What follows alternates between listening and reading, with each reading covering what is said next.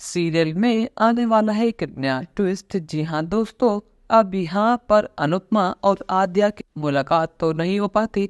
और यहाँ पर जिस आश्रम में अनुपमा ने बुकिंग कराई थी, वो आश्रम ना अंश को मिलता है और ना ही अनुपमा को। बहुत पता करने के बाद भी उस आश्रम का अता पता नहीं लगता। और जो फोन नंबर होता है वो आद्या के पास होता है, और बेचारी आद्या का फोन इस समय खराब हो चुका है। अब यहाँ पर आद्या बहुत ज्यादा परेशान है।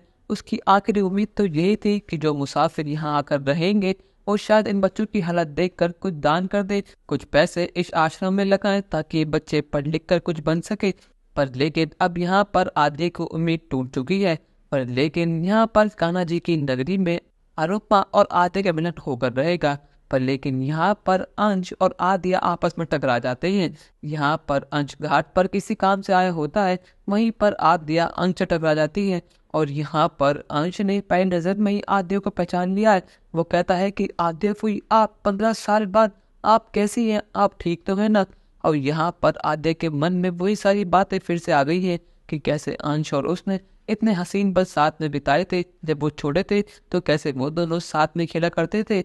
पर लेकिन इन सभी हसीन यादों में एक बुरी याद भी है, वो है डिब्बे की और अनुपमा की। अब वही सारी बात याद करके आद्या कहती है कि मैं आद्या नहीं हूँ, मेरा नाम राही है। और तुम कौन हो और तुमने मुझे क्यों पकड़ा हुआ है, मुझे छोड़ो वरना मैं शोर मचाऊंगी।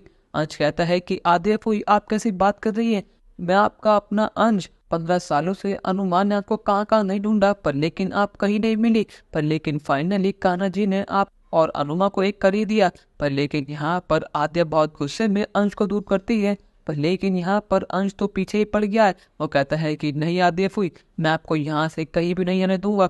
पर लेकिन अब यहाँ पर आद्या ने अपने दिल पर पत्थर रखकर एक बहुत बड़ा कदम उठाया है। उसने सबके सामने अंश पर हाथ उठा दिया है।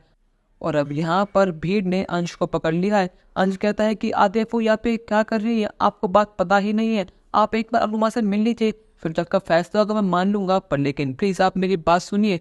और यहाँ पर राही यानी आद्या मौका देखकर वहां से भाग जाती है।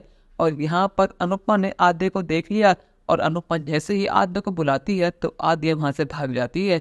15 साल के बाद ही सही, पर लेकिन अनुपमा ने अपनी बेटी की झलक देख ली तो अनुपमा बहुत ज्यादा खुश है। पर लेकिन अब अनुपमा कुछ भी करेगी, पर लेकिन द्वारका से अंश और आद्या के साथ ही जाएगी, वरना वो यहीं पर जिंदगी भर रहेगी, ऐसा उसने फैसला करा है। पर लेकिन क्या यहाँ पर अनुपमा और आद्या का मिलन हो पाएगा या फिर नहीं, अपनी राय हमें कमेंट सेक्शन में जरूर बताइएगा। और चैनल को अब तक नहीं किया सब्सक्राइब तो कर लीजिए। धन्यवाद।